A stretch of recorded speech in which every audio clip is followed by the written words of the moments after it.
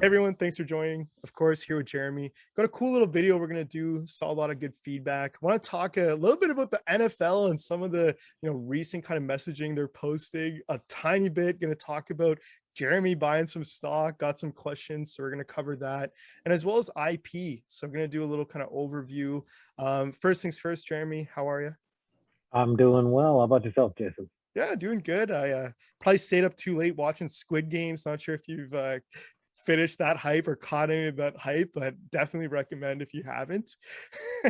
I have not, so I'll maybe with this personal invitation, I'll check it out. There you go. It's definitely interesting. But here, diving into it, figure maybe we start. You guys chatted LD Micro. A lot of people picked up on the fact that it seems the messaging is changing from just breast cancer, or at least a focus on breast cancer, to general cancer detection. Do you want to address that at all? Yeah, I think well, it's always been there. So as far as changing, I think we're at a stage in our life cycle and our development where we're beginning to focus more and more on that stuff. So if you think about where we're at with breast cancer, obviously far and away our sales and marketing efforts are, pretty much exclusively focused on that. And from an artificial intelligence perspective, we're through the algorithm development. We're on to the clinical validation now, just waiting in the very near future to have that study begin enrolling patients. So it's kind of the natural evolution of where we're focusing as an organization as well. And it's always been a platform technology. We've always thought about it that way, but now we're starting to get to have some resources freed up to start investigating some of that stuff. So really exciting time for, particularly the R&D side of the house as we begin, to look at not just, other tissue types, but also, across the surgical oncology continuum of care. So, early feasibility work on biopsy or pathology as well. So that's just the status of or a product of where we're at as an organization in the breast cancer space. So that's still far and away our number one focus. We're allocating almost all of our resources there, but we need to think about the future as well. Yeah. Well, and talk about thinking in the future kind of segues perfectly. Look, I'm gonna bring it up. I know you kind of have to dance around this, but people saying, "Hey, looks like Jeremy's buying some stock in the open market." I'm gonna ask, "Hey, Jeremy's buying some stock in the open market." Maybe again, kind of seeing the future. Anything you can comment on, or anything you wanted to say other than, "Yeah, I bought some stock." Yeah, I mean, I would, so one, it's rare that I can participate, just given my role and the blackout periods and all of that stuff. So, when the opportunity arose, and I firmly believe that we're, undervalued as an organization today, especially, with the progress we've made and the milestones we've achieved since going public. So, saw, just as I'm managing my portfolio, just like anybody else, saw an opportunity to exploit what I thought was a market inefficiency and jumped at it. So Yeah. Oh, well, there you go. Not much more to say there. Obviously, I'm sure we'll yeah. get some questions, but I think you did a great job. And then kind of wanted to segue into, still get a lot of questions around IP. So I know we've covered it in small amounts, but obviously the questions keep coming. Hey, what's stopping another company from doing something similar? Do we want to address that a little bit? Yeah, happy to expand on that for sure. I think perhaps the questions are coming because our fundamental underlying technology is off the shelf, right? So OCT is a mature technology. The patents are all expired for fields like ophthalmology, cardiology, some of that stuff. And I just kind of draw people's attention to what our special sauce is with that off-the-shelf technology. So, effectively to enable our device to provide the information that our customer base needs, we've had to optimize that hardware, number one. So we have patents around the imaging hardware being able to scan these large specimens. So we call it wide field OCT versus what the off-the-shelf hardware could do on something maybe 1/10 the size of what we're looking at, or 1/100th in some cases. So there's a fair amount of patent protection in our portfolio around optimizing the hardware. So that's taking off the shelf, improving it for our use case. But then the next step, which has a little bit more of a moat around it, and we have patents protecting this technology as well, is the software to interpret those images and generate those images. So, effectively, we kind of, we scan the specimen, map the specimen, and our software effectively kind of stitches all of those images together and creates, an image with the level of resolution necessary and the ability to zoom in and really dive into specific parts of those images.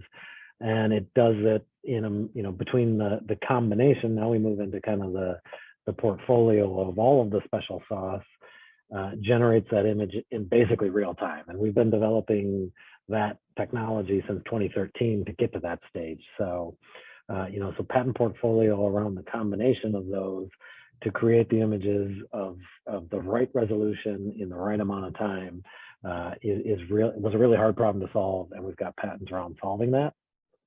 Then the next phase, I would say, on the consumable piece, it's also a very important value add for us. It's not just a consumable for the sake of having a razor blade business model.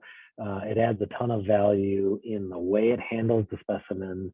There's a lot of, we have patents around that consumable device as well, but a lot of intellectual property going into the way it handles the specimen in a manner that is non-destructive, gentle, doesn't distort the images, because we also care about how far away from the perimeter we're finding cancer with our imaging. So it has to do it in a very unique way. And we have also spent a lot of time solving those problems. And then with all of that, patent protection and, head start on anybody else that would be looking at it, we own the images that could train an artificial intelligence algorithm to interpret images, whether it's breast cancer or any other tissue type. And so having that IP moat around the image generation gives us proprietary information for training AI. So it's kind of, we're not just an AI story worried about a Google. We're not just a medical device story worried about a big competitor trying to create it. We have the best of both worlds. And the combination of all of that makes us really sticky from a customer perspective and really defendable from a competition perspective. Yeah, no, awesome. I think you covered every single angle, so incredible. And kind Yeah. of going through it, two other, I guess, questions that are coming up or interesting feedbacks. One was actually related to the NFL, which I thought was very interesting. Everyone's obviously excited. Hey, NFL is underway. It's great that it's back. A lot of interesting feedback, and by a lot, I mean, heard it a few times. The NFL is running, a big campaign around early detection of cancer. And talking about the Tampa Bay coach that, he says he's alive because of early detection on 2 occasions. So interesting. Just wanted to kind of get any comments on that. Some people relating it to perimeter. Yeah, well, first I would say I'm a Lions fan, so it's really hard for me to get excited about the NFL season kicking off, considering we're the last winless team right now. So, but I've lived with that my whole life, so that's nothing unexpected there. But so the NFL, I think that's fantastic what they're doing.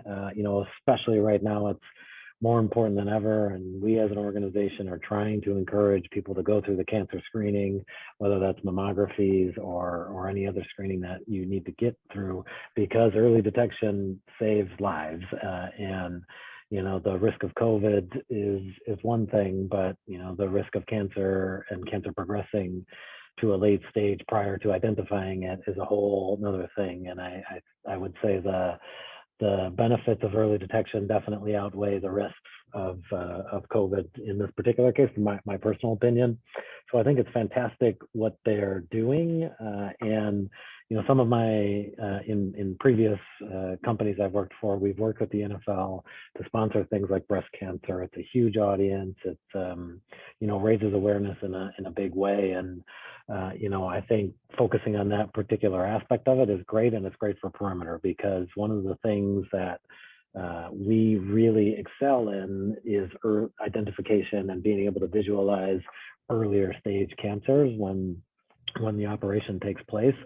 So finding it early, finding it when it's still in that in situ phase where it's still microscopic, that's really our sweet spot. So getting people to get through that screening is good for us and good for patients as well. So, Yeah. No, awesome. I think that's good, good comments, and awesome to see them pushing that. I know yeah, it's kind of breast cancer and leading into November shortly after. So some good timing there. yeah. Then wanted to chat, kind of last questions we're getting, of course, are about how's conversations going with surgeons and with the hospitals. Curious if you can comment on anything. Yeah, the excitement is continues to be there from our key champions, surgeons, pathologists, and the really almost exclusively across the board. People hear about what we're doing, the way we're solving it, and they get really excited about it. I think one great anecdote there is we just participated in a kind of an industry innovations in breast cancer trade show, I guess you could call it, at the Mayo Clinic, and we presented next to two other imaging companies. And my takeaway after hearing the engagement from the audience was 100% of the questions they asked were about perimeter. So really, I think it just goes to show that the buzz is there. They're excited about what we're doing, continuing to work through the challenges of getting outside personnel in facilities, and everything of trying to get our champions to adopt new technology when administration is working through all the challenges of COVID and everything around that. So I think the case counts moving in the right direction across the country are helping defrost that a little bit, but still have work to do. And I think the healthcare system is slow to react, especially today. Kind of fool me once, shame on me, or shame on you. Fool me twice, shame on me. So they're being very measured and cautious in opening things up for outside personnel. So working through that, but really excited with the conversations we are having, the buzz we are creating across the board, and I know that our sales force and the people they're talking to are really fired up about it. So good things continuing to happen there. Yeah. No, awesome. Well, thanks so much for joining. I think this was a great kind of overview, on perimeter. Even got in the NFL, which crazy, Mhm. not many people expected too many links, but there you go. I want to invite anyone with questions, keep them coming. Obviously, Jeremy and I will go through them as they come. But Jeremy, anything else you wanted to cover before we end things? No, thanks for having me on again. And yeah, we're gearing up for a very exciting kind of rest of Q4. So buckle up. There you go. Buckle up. We'll see you guys soon. Well, Jeremy, thanks so much for joining. All right, thanks, Jason.